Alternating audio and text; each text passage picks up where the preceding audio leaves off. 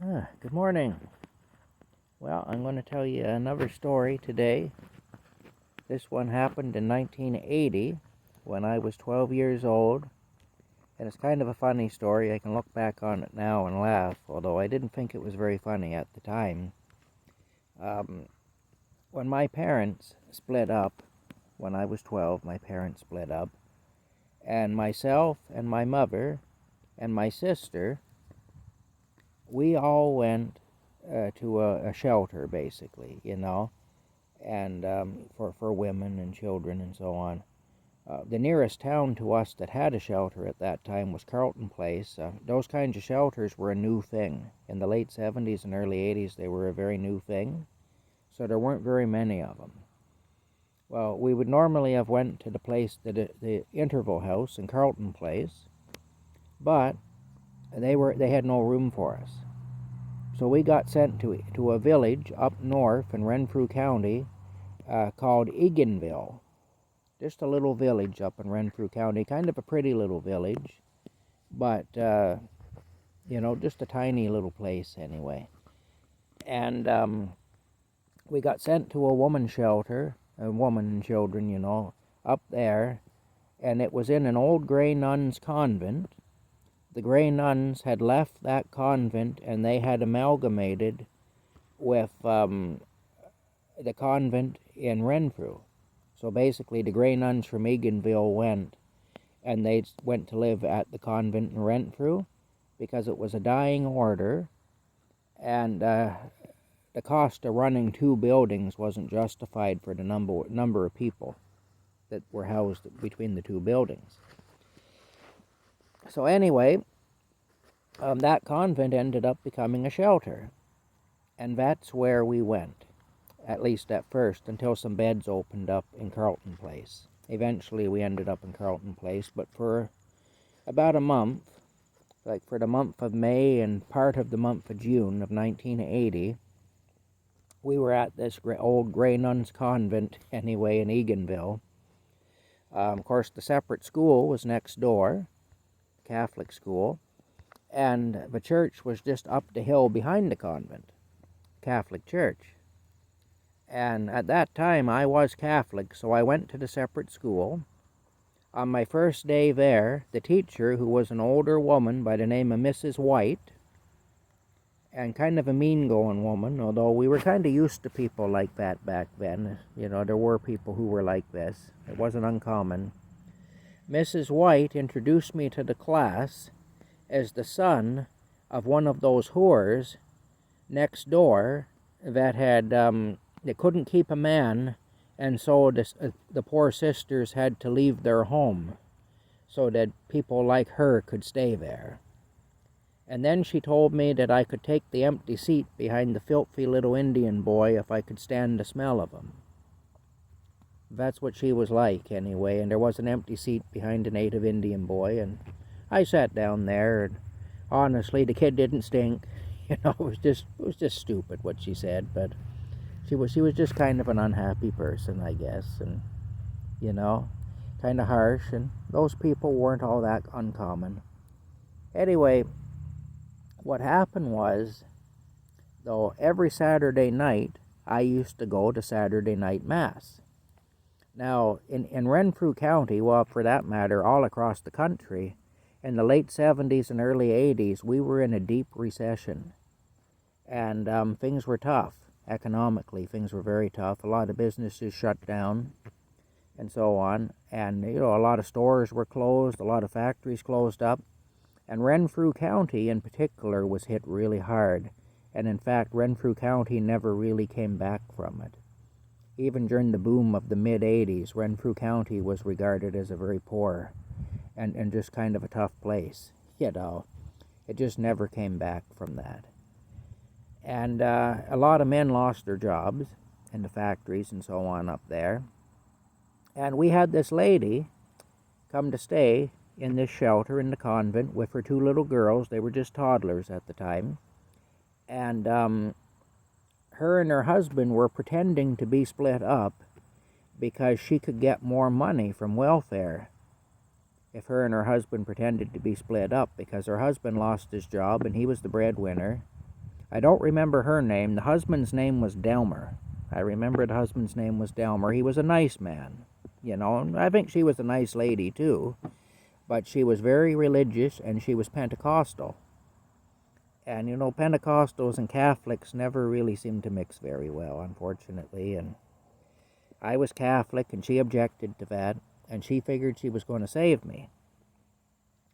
So she pretty much took over the kitchen, and the door that we used to come and go from, those of us who lived there, was in the kitchen. Whenever we were coming and going from that building, we'd go that way. Now, there was a front door, too, we could come and go from, but we didn't really use that, But what she'd do is, when I'd come down the stairs to go out, and to go to Mass, I'd have my suit on and everything, and she'd know where I was going. She'd be down in the kitchen, and she had a tape player on the counter, and she'd be playing religious music on it and stuff. And she'd get in front of the door and try to convince me not to go to that Roman temple. And I used to tell her to let me go. I was going to Mass. Well, one day, she just flat out refused to stand aside, and she really lit into me. And as a 12-year-old back then, you had to show some respect. But it had gotten to the point where I felt that it was kind of ridiculous. And she was just not moving out of my way, and I was in a hurry because she was making me late. And so finally I told her, I said, look, you've got your religion and I've got mine, and I would really like for you to step aside so that I can go to Mass. I don't. You have no right to be doing this. You have no right to be imposing yourself on me this way. So she did step aside, but because I talked to her that way, she got the idea that I was demonically possessed and needed to be delivered. So the next Saturday, I'm informed that Delmer's coming up, because my mom and this lady had made friends with each other. This lady's husband, Delmer, was going to come, and he was going to get me and her and the little girls and our mom and my sister, my youngest sister, Michelle, who was also with us. She was just a toddler at the time, Michelle was. And anyway, we were all going to Mass. Not Mass. We were going to the Pentecostal Church. Well, I told my mom I didn't want to go, and actually at that time Catholic people weren't allowed to go to Protestant churches or any other church unless we had a letter of dispensation from the bishop. It was regarded as a sin, and I was a Catholic at the time, so I believed that. I don't believe that's the case now.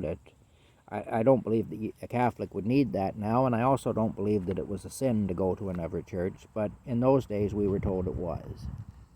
Anyway, I objected, but I was told, nope, we're going, and that's all there is to it. So it was a Saturday evening service they had there. So we get, anyway, into Delmer's 1959 Ford half-ton van with the leaky roof. I'm sitting on a spare tire in the back of this van, and then the water pouring in on me because it was a terrible night and it was pouring rain. And by the time I got there, I looked like a drowned rat. And we go in there, and of course I'd never been to a Pentecostal church before. I had no idea what was going to happen, and I didn't want to be there, and I felt really awkward about being there, but I didn't have a choice. I had to go. So we're sitting there, and of course, the Pentecostals worship different than the Catholic people do, and that was a little strange for me. I'd never seen anything like it, with the yelling and the passing out and, crying and all that. I just never seen that before. I couldn't make head nor tail out of it. Not saying that it was a bad thing. I'm just saying that it was weird to me as a 12-year-old boy who had never seen such a thing before. Had no experience of that to draw on. Oh, my dishwater here is boiled. Here we go. You can see it's at a rolling boil there. I hope I don't drop my phone in it. I don't know if you can see it or not. Anyway, we'll turn that off. We will. Okay, and I'll continue the story. So, it ended up, We get in there, there's a woman preaching, which again, as a Catholic, I had never seen a woman preach before, That was different too for me, because the priests were all men. We had nuns, but they didn't preach. Anyway, this woman was preaching. She was a real hellfire and brimstone type preacher. And she's pointing out different people in the congregation and directing. I don't know if she was directing things at them personally or just kind of using an example or what she was doing, but she was threatening different people with eternal damnation if they didn't change their ways and so on. And then the finger come to rest on me. And I'll tell you, I would have been perfectly happy if the floor had just opened up and swallowed me. And she points at me and she says, "We have a non-believer amongst us." And then the next thing I know, these two ushers come, these two older men, and they basically took a hold of me, took me by my arm, and they said, "Follow us." I was scared. I didn't know what was going to happen. And then 2 or 3 other men fell in behind us, and they walked me out of there, out of the main church area, and down a flight of stairs, and into this room, which turns out was an ante-room to the woman's washroom. And it was kind of a powder room. There were some couches down there and makeup tables, and if a lady who was attending the church needed to use the toilet, she'd have to walk through that room, and then there was a door on the other side of that room where she'd go into where the actual toilets were and stuff. But this was like a powder room, sitting room type of a thing that was attached to the ladies' room.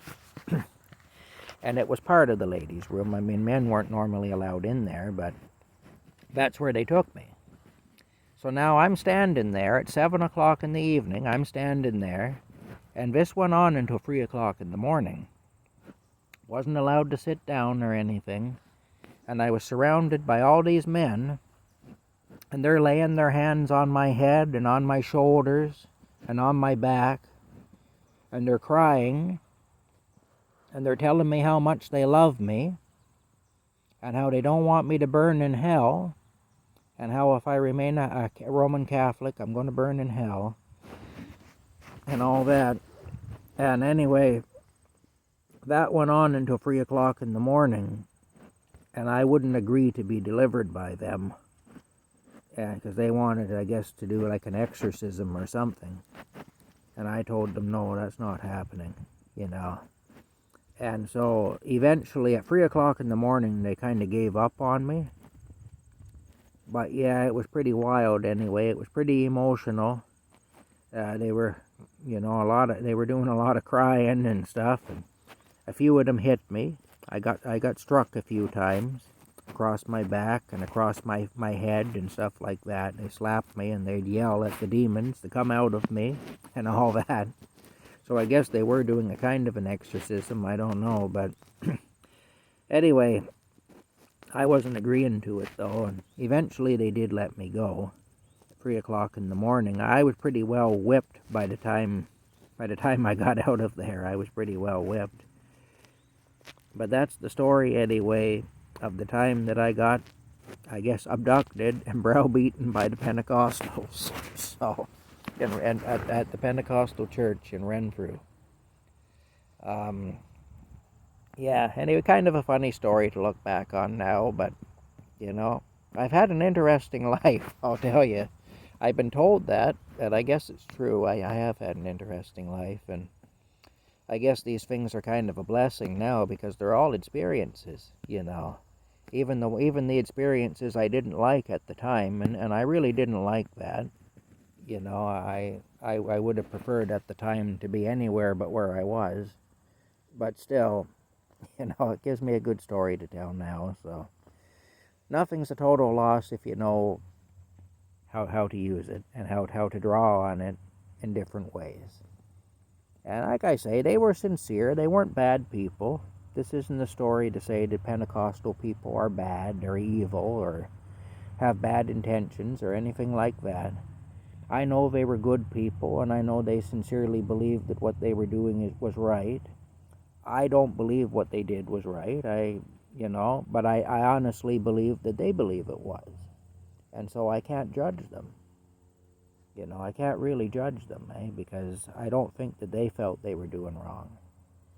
And so, you know, and the thing is, they were giving up quite a few hours to try in their minds to save me. So in a way, it was generous of them. It was just unwanted generosity is all. And really, it was unnecessary generosity as far as I'm concerned. But still, their hearts were in the right place, so I'll give them that. You know. Wouldn't want to repeat that experience ever, though. I'll tell you that. I just never want to have to go through that one again. But still, give me a good story to tell, like I say. So that's that. I hope you were a little entertained by that. I'm kind of entertained telling it now. I'll tell you more stories about that convent. It turns out the convent was haunted, and I know not everybody believes in ghosts, and I'm not sure what I saw exactly. I call it a ghost, but maybe it wasn't. But other people also saw the same thing, and there's a backstory to it that I didn't know about until after we had left there. But there is a backstory to the story of the haunting of this convent in Eganville. And I've been told that that convent has now been torn down because of asbestos. It was built back in the 1800s. It was a really old stone building. Quite a beautiful building, really. But anyway, I'll tell the story of that soon. I may tell it later today, or I don't know, but I will tell it soon anyway. I've got some things that going on today, so I don't know, but I may tell that story very soon. So, I hope y'all have a good day, and I'll talk to you later. Bye-bye.